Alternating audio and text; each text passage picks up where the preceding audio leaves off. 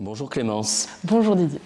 Tu es diplômée de l'École nationale supérieure des arts déco de Paris en 2019.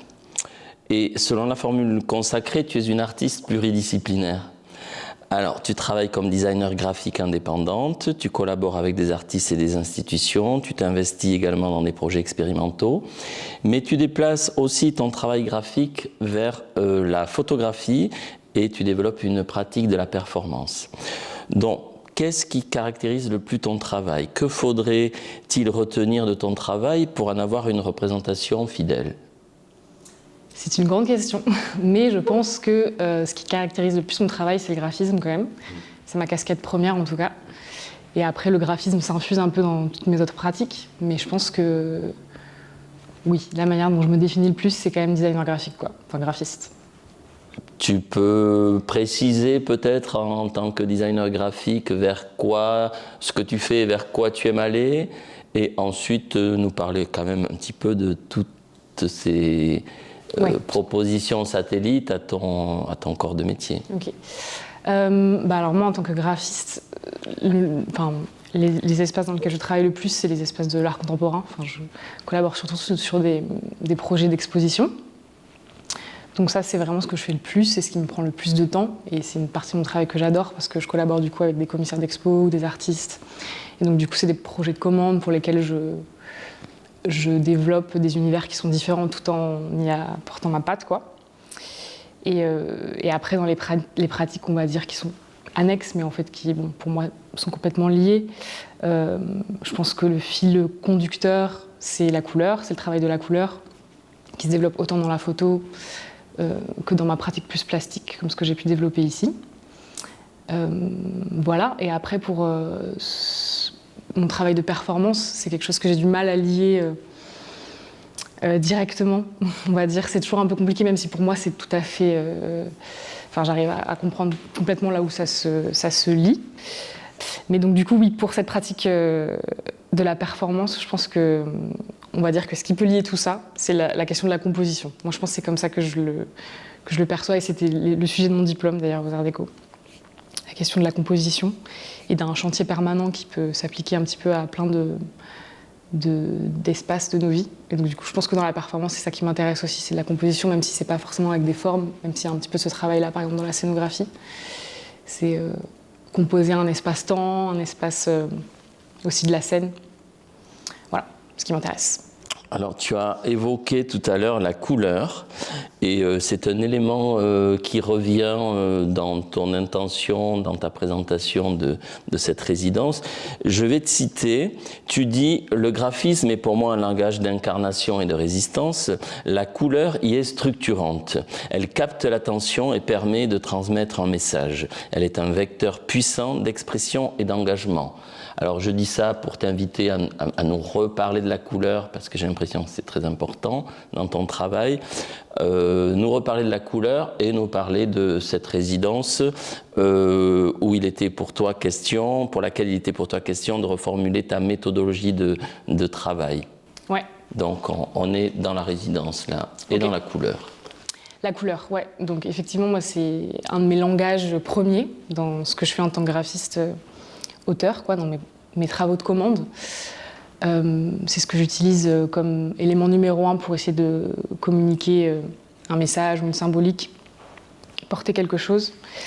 Parce que je pense qu'il y a un rapport sensible que j'ai toujours eu à la couleur qui est un petit peu inexpliqué, quoi, de sensorialité, quoi. Et donc, moi, là, ce qui m'intéressait pour la performance, la résidence au Bel Ordinaire, c'était de pouvoir la travailler en dehors d'un contexte de commande, donc en dehors d'une contrainte. D'une contrainte, voilà. On va dire, même si du coup, au final, je me suis quand même imposé des contraintes, mais ouais, en dehors de la contrainte, exactement.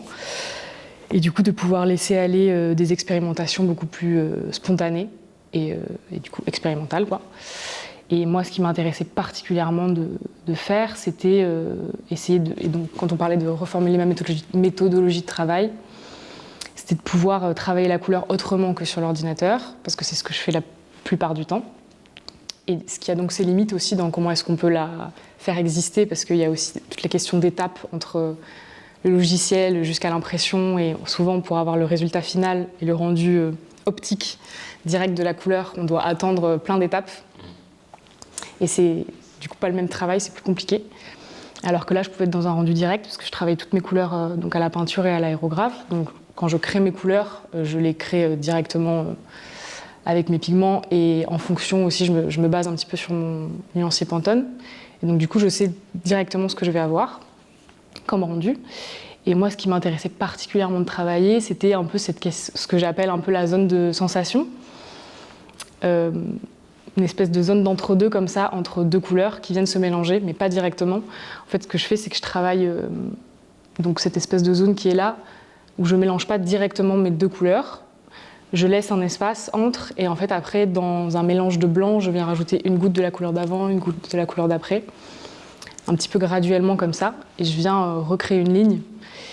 Et ce qui m'intéressait, c'était de jouer un petit peu avec cette fusion entre quelque chose qu'on est obligé de... Enfin, cette fusion entre deux espaces, et du coup jouer avec le réel et l'imaginaire un petit peu. Enfin, en tout cas, c'était ça que j'avais en tête.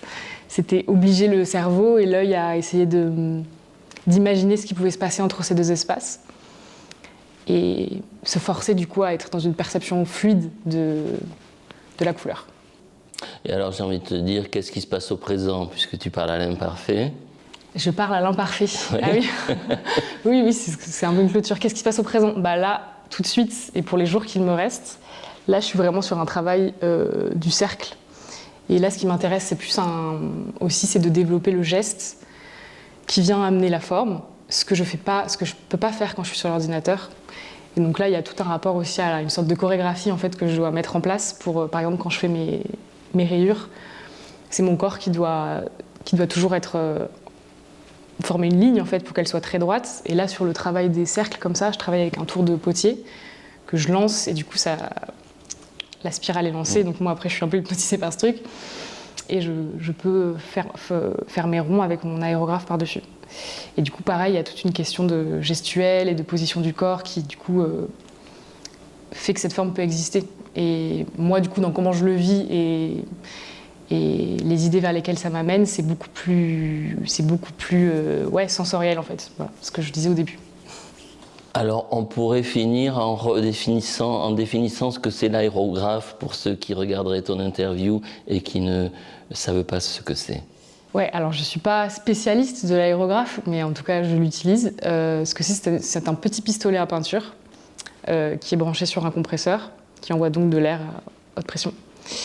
Et il y a donc ce petit réceptacle à peinture, on fait son mélange, on met sa peinture dedans qui doit être quand même assez liquide. Et après, le pistolet à peinture envoie donc des gouttes ultra fines en fonction de quel pistolet on a de peinture, ce qui permet d'avoir ce rendu comme ça hyper diffus qui est très difficile à avoir autrement que sur l'ordinateur. Par exemple, en sérigraphie, c'est très difficile d'avoir des trames aussi fines. Donc c'est pour ça que j'ai choisi cet outil-là. Merci beaucoup. Merci beaucoup.